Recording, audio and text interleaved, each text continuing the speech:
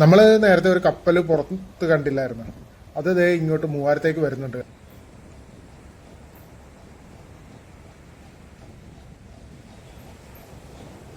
പറഞ്ഞ നേരം എല്ലാം ഇങ്ങനെ വന്നിട്ടിരിക്കുകയാണ്. മേളയിൽ നിന്ന് പറന്ന് താഴത്തോട്ട് ഇറങ്ങിക്കൊണ്ടിരിക്കുക. ഇത് കണ്ടോ, കൂട്ടം കൂട്ടായിട്ട് ഇങ്ങനെ വന്നിട്ടിരിക്കുകയാണ്. ഇത് ഈ നച്ച് കരിമീൻ എന്നൊക്കെ പറയും, നച്ചറ അങ്ങനെയൊക്കെ പറയണ മീനാണ്. അത് കരിമീൻ്റെ ഷേപ്പാണ്. ഇരിക്കുന്ന Saint Francis church, Santa Cruz basilica, Mattancherry palace, ജൂത ടൗണ്, സിനഗോഗ്, റൗണ്ട് കറങ്ങി ഒരൊറ്റ വീശി കറക്റ്റ് വരുക.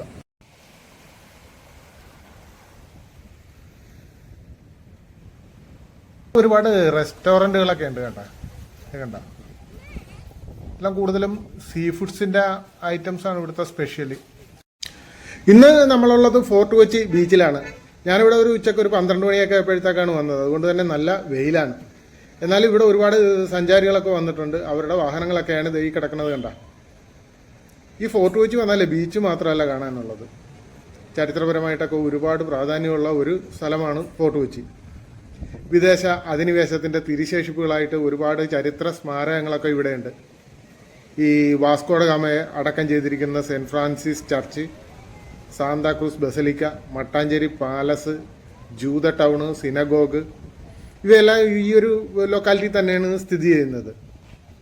നമ്മളിവിടെ വന്നു കഴിഞ്ഞാൽ ഇവയെല്ലാം കണ്ട ശേഷം ഒരു ഉച്ചയ്ക്ക് ശേഷം നമ്മൾ ഈ ബീച്ചിൽ വന്നാൽ കടൽക്കാറ്റുമൊക്കെ ആയിട്ട് അസ്തമയമൊക്കെ കണ്ട് ഇരിക്കാം.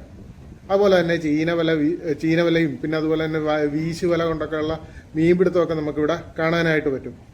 കൂടാതെ കടലിൽ നിന്ന് വരുന്ന ബോട്ടുകളും കപ്പലുകളും ഒക്കെ നമുക്ക് കാണാൻ പറ്റും. അങ്ങനെ ഒരു ദിവസം മുഴുവനായിട്ട് ചെലവഴിക്കാൻ പറ്റിയ ഒരു സ്ഥലമാണ് ഈ ഫോർട്ട് കൊച്ചി എന്ന് പറയുന്നത്. നമ്മൾ ഈ ബീച്ചിൽ വന്നപ്പോഴത്തേക്ക് കണ്ട ഒരു കാഴ്ചയാണ് ഇത് കണ്ട. ഒരുപാട് പ്രാവുകൾ ഇവിടെയുണ്ട് എന്നറിയുന്നുണ്ട്. അപ്പോൾ ഞാൻ ആ ഒരു കപ്പലണ്ടിയൊക്കെ വെക്കണ വണ്ടിയിൽ ആ ചേട്ടനോട് ഞാൻ ചോദിച്ചു, ഇതൊന്ന് പറന്നിരുന്നെങ്കിൽ നല്ല രസമുണ്ട് കാണാനെന്ന് പറഞ്ഞു. അപ്പോൾ പുള്ളിക്കാരനൊന്നും മിണ്ടിയില്ലായിരുന്നു. ഞാനിപ്പുറത്തോട്ട് മാറിയപ്പോഴത്തെ സമയത്ത് പുള്ളി ഒരു പാത്രം എടുത്ത് കൊട്ടി. അന്നേരം ഇതെല്ലാം കൂടി പറന്നു. ഇത് കണ്ട, പറക്കണ കണ്ട. പക്ഷേ എനിക്കത് കറക്റ്റായിട്ട് വീഡിയോ എടുക്കാൻ പറ്റിയില്ല. അത് ആ ചേട്ടന് മനസ്സിലായെന്ന് തോന്നുന്നു. പുള്ളി എന്നോട് പറഞ്ഞ് കുറച്ച് കടല മേടിച്ച് വെതറിയിട്ട് കൊടുത്തു കഴിഞ്ഞാൽ ഈ മരത്തേൽ ഇരിക്കുന്നതും എല്ലാം കൂടി താഴത്തോട്ട് ഇറങ്ങി വരുമെന്ന് പറഞ്ഞു. അപ്പം ഞാൻ പുള്ളിയുടെ അടുത്തുനിന്ന് ഒരു പാക്കറ്റ് കടല മേടിച്ചിട്ട് താഴത്തോട്ട് അങ്ങനെ ഇട്ട് കൊടുത്തു. ഇത് കണ്ട, പുള്ളി പറഞ്ഞ നേരം എല്ലാം ഇങ്ങനെ വന്നിട്ടിരിക്കുകയാണ്. മേളയിൽ നിന്ന് പറന്ന് താഴത്തോട്ട് ഇറങ്ങിക്കൊണ്ടിരിക്കുക. ഇത് കണ്ട, കൂട്ടം കൂട്ടായിട്ട് ഇങ്ങനെ വന്നിട്ടിരിക്കുകയാണ്.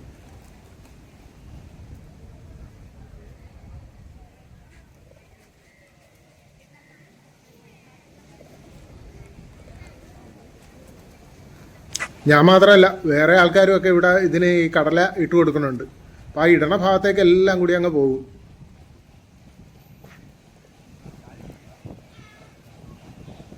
ഇതിൻ്റെ ഇടക്കോട്ടൊന്ന് കയറി ചെന്ന് കഴിഞ്ഞാൽ ഇതെല്ലാം കൂടി പറക്കും. കാണിച്ചു തരാം കേട്ടോ. ഞാനങ്ങോട്ട് അകത്തോട്ട് കയറിയാണ്. എല്ലാം കൂടി പറക്കണം കേട്ടാ.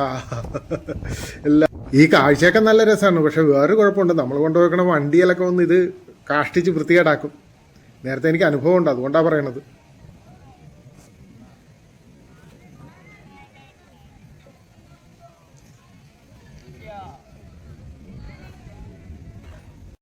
നമുക്കിനി ആ ബീച്ചിൻ്റെ സൈഡിലേക്ക് പോകാം. ഇവിടെ ഒരു ബോർഡ് വെച്ചിട്ടുണ്ട്, ഡ്രോൺ പ്രോഹിബിറ്റഡ്. നമുക്ക് പിന്നെ ഡ്രോൺ ഒന്നും ഇല്ലാത്തതുകൊണ്ട് അതിനെക്കുറിച്ച് ബോധേടാകേണ്ട കാര്യമില്ല. നേരെ കാണുന്ന കണ്ട, അതിലെ കൂടി പോയി കഴിഞ്ഞ് കഴിഞ്ഞാൽ ബീച്ച് വാക്ക് വേയിൽ കൂടി നമുക്ക് ആ കടലിൻ്റെ തീരം വഴി പോകാം. നമുക്കിപ്പോൾ തൽക്കാലം ഈ വിശാലമായിട്ടുള്ള ഈ സ്ഥലം വഴി അങ്ങ് പോകാം. ഇത് കണ്ട, ഇവിടെ നല്ല വിശാലമായിട്ടുള്ളൊരു ഭാഗമാണ്. നല്ല ടൈലൊക്കെ ഇട്ടിട്ടുണ്ട്. വെയിലത്തൊരു തെരുവ് നായി കിടക്കണം കേട്ടോ. പുള്ളിക്ക് വെയിലൊന്നും വലിയ പ്രശ്നമൊന്നുമല്ല. ഇവിടെ വേറെയും തെരുവ് നായ്ക്കൾ 2-3 അവിടെ ഇവിടെയൊക്കെ നടക്കുന്നത് ഞാൻ കണ്ടായിരുന്നു. അതുകൊണ്ട് ഈ ബീച്ചിൻ്റെ ആ ഒരു സൈഡിൽ കുറച്ച് മരങ്ങളൊക്കെ നിൽപ്പുണ്ട് കേട്ടോ. അത് കാരണം നല്ല ഭംഗിയാണ്. അത് തന്നെയല്ല, ഈ മരങ്ങളില്ലെങ്കിൽ ഇവിടെ വന്ന ആൾക്കാർ ഈ സമയത്തൊന്നും ഇരിക്കത്തില്ല. ആ മരത്തിൻ്റെ നല്ല തണലുണ്ട്. അതിൻ്റെ താഴെ ഒരു തറയൊക്കെ കെട്ടിയിട്ടുണ്ട്. അതിലൊക്കെ ആൾക്കാർ വന്ന് ഇരിപ്പുണ്ട്. നമ്മൾ നേരെ കാണുന്ന ഒരു വലിയൊരു മരം കണ്ട, അതൊരു പേരാലാണേ. അത്യാവശ്യം നല്ല വലിപ്പമുള്ളൊരു മരമാണ് കേട്ടോ. നല്ല തണലുണ്ട്, ഒരുപാട് ഇലച്ചിലും ഒക്കെ ഉണ്ട്. അതിൻ്റെ താഴെ കെട്ടിയിരിക്കുന്ന തറയിൽ ആൾക്കാരൊക്കെ ഇരിപ്പുണ്ട്. ഇത് കണ്ടോ, ഇവിടെ ഒരു ഐസ്ക്രീം വണ്ടിയുണ്ട്.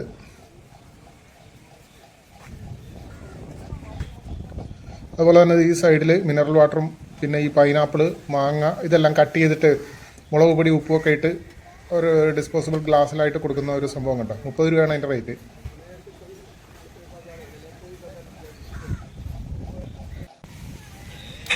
ഇതേ നേരെ ആ കാണുന്ന ഒരു മരം കണ്ട നല്ല ഭംഗിയുണ്ട് കാണാനായിട്ട്. അതിൻ്റെ ശിഖരങ്ങളൊക്കെ ഇങ്ങനെ വളഞ്ഞ് പുളഞ്ഞാണ് പോണത്. ഇതിന് കൂടുതൽ ഇലച്ചിലും തണലും ഒന്നുമില്ല, പക്ഷെ നല്ല ഭംഗിയുണ്ട് കാണാനായിട്ട്. ഇത് ഏത് മരാണെന്നറിയാൻ പാടില്ല. ഇവിടെ ഒരുപാട് റെസ്റ്റോറൻറ്റുകളൊക്കെ ഉണ്ട് കണ്ട എല്ലാം കൂടുതലും സീ ഫുഡ്സിൻ്റെ ഐറ്റംസാണ് ഇവിടുത്തെ special. Cafe Mejo sea foods കണ്ട.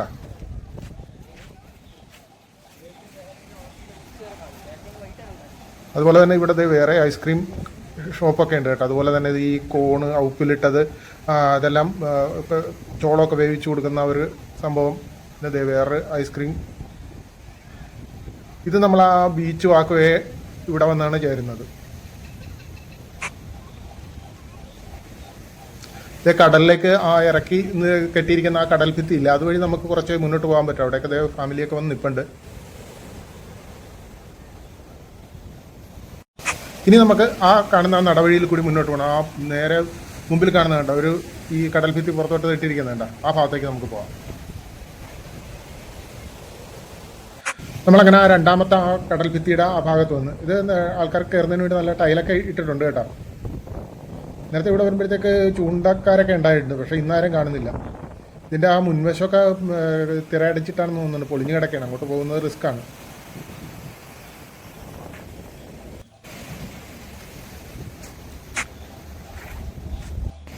ഇനി നമുക്കിത് ആ കാണുന്ന ചീനവലയൊക്കെ ഉള്ള ആ ഭാഗത്തേക്ക് പോകാം. അവിടെ ചെന്ന് കഴിഞ്ഞാൽ ചിലപ്പോൾ മീൻ പിടിക്കണതൊക്കെ നമുക്ക് കാണാനായിട്ട് സാധിക്കും. ഇതേ പുറത്ത് ഒരു കപ്പൽ കിടക്കുന്നുണ്ട്. അതുപോലെ തന്നെ വേറെ ബോട്ടുകളൊക്കെ അവിടെ കിടപ്പുണ്ട്.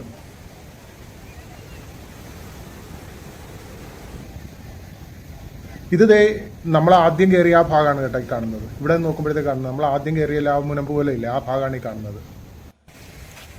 ഇത് നമുക്ക് നേരെ ആ ചീനവലയൊക്കെയുള്ള ഭാഗത്തേക്ക് പോകാം. ഇന്ന് ഒരുപാട് സഞ്ചാരികളൊക്കെ ഇവിടെ വന്നിട്ടുണ്ട്. അത് കൂടുതലും ഈ മലയാളികളിൽ കൂടുതൽ തമിഴന്മാർ, ഹിന്ദിക്കാരൊക്കെ ഉണ്ട് കേട്ടോ.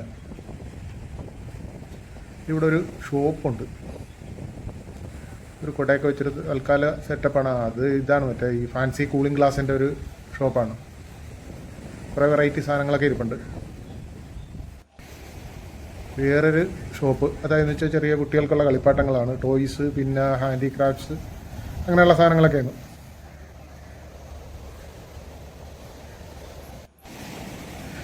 ഇവിടുന്ന് കുറച്ചൊരു മൺതിട്ടയുണ്ട് കേട്ടോ. നമുക്ക് അതിലെ കൂടി ഒന്ന് അങ്ങോട്ടൊക്കെ അവിടെ ഒരു 2-3 പേര് വല വീശുന്നുണ്ട്. അവർക്ക് മീനും എല്ലാം കിട്ടുന്നുണ്ടെന്നൊക്കെ നോക്കാം. ഇത് കണ്ട മൺതിട്ടയിലേക്ക് തിരയടിച്ച് കയറുന്ന കണ്ട. ചിലയിടത്ത് നമ്മൾ നടക്കുന്നിടത്ത് ചിലയിടത്ത് താന്നു പോകുന്നുണ്ട്. ഈ ബീച്ചിൻ്റെ ഈ സൈഡൊക്കെ പ്ലാസ്റ്റിക് മാലിന്യം അതൊക്കെ ആയിട്ട് ഭയങ്കര ഇത്തിരി വൃത്തികേടായിട്ടാണ് കിടക്കണം. അവിടെ ഒരു കാക്ക എലീനെയൊക്കെ ചത്തെലീനെയൊക്കെ കൊത്തുന്നുണ്ടായിരുന്നു. അതുപോലെ തന്നെ കടലിൽ നിന്ന് അടിഞ്ഞിരിക്കുന്ന തടികളൊക്കെ കിടക്കുന്നുണ്ട്. വേറെ എണ്ണം അടിഞ്ഞാൽ കരക്ക് കയറി കിടക്കേണ്ടത്.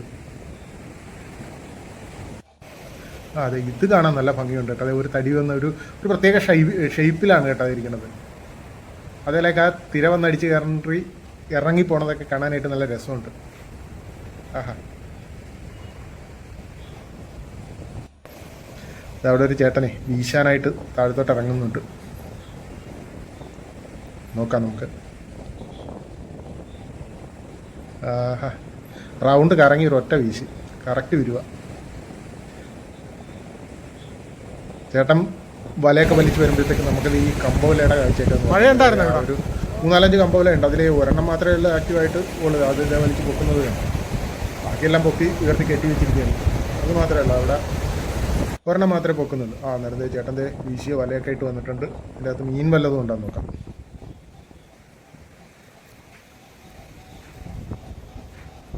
എന്താണ്ട് അതിൻ്റെ അകത്ത് ചാടുന്നുണ്ട്. ഇല്ല കിടക്കുന്നതേ. ഇത് ഈ നച്ച് കരിമീൻ എന്നൊക്കെ പറയും, നച്ചറ അങ്ങനെയൊക്കെ പറയണ മീനാണ്. അത് കരിമീൻ്റെ ഷേപ്പാണ്. കരിമീൻ്റെ അത്രയും രുചിയൊന്നുമില്ല. പക്ഷേ ഇതിൻ്റെ ഒരു കുഴപ്പം എന്താണെന്ന് വെച്ച് കഴിഞ്ഞാൽ ഇതിൻ്റെ മുള്ളു കൊണ്ടു കഴിഞ്ഞ് കഴിഞ്ഞാൽ ഭയങ്കരമായിട്ട് എന്തോ ഒരു വിഷമുണ്ട്. അതുകൊണ്ട് ഭയങ്കര കട്ടുകിഴപ്പായിരിക്കും ഇതിന്. ഈ ഭാഗം അറബിക്കടലും വേമ്പനാട്ട് കായലും കൂടി സംഗമിക്കുന്ന ഒരു സ്ഥലമാണ്. വേമ്പനാട്ട് കായലിന് ഇവിടുത്തെ പേര് കൊച്ചിക്കായൽ എന്നാണ്. അതുപോലെ തന്നെ ഈ ബീച്ചിന് മഹാത്മാഗാന്ധി ബീച്ച് എന്നൊരു പേരും കൂടിയുണ്ട്. കമ്പോലമൊക്കെ നല്ല സാമാന്യം വലിപ്പമുള്ള കമ്പോലയാണ്. നമ്മുടെ നാട്ടിലൊക്കെ കാണുന്നത് ഇതിൻ്റെ പകുതിയേ കാണുള്ളൂ.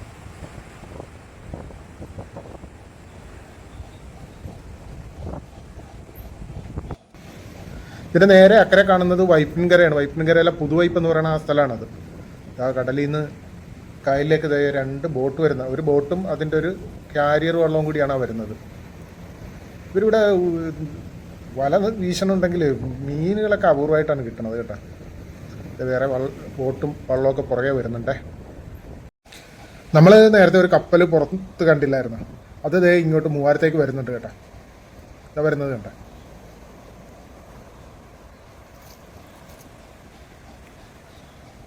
അത് അടുത്ത് വന്നവരെ നമുക്ക് നോക്കാം. അത് അങ്ങനെ കായലിൻ്റെ ഭാഗത്തേക്ക് വന്നുകൊണ്ടിരിക്കുകയാണ്. ഇവിടെ വന്നപ്പോഴത്തേക്കാണ് ഒരു കാര്യം മനസ്സിലായത്, ഇത് യാത്രാക്കപ്പൽ ചരക്ക് കപ്പൽ ഒന്നുമല്ല. ഇവിടെ ഈ കടലിൻ്റെ ഈ തീരത്തിന് ആഴം കൂട്ടുന്ന മണ്ണ് ഡ്രഡ്ജ് ചെയ്യുന്ന ഡ്രഡ്ജർ ഷിപ്പാണ് ഇത് വരുന്നത്. കപ്പലിൻ്റെ വലിപ്പമൊക്കെ ഉണ്ട്.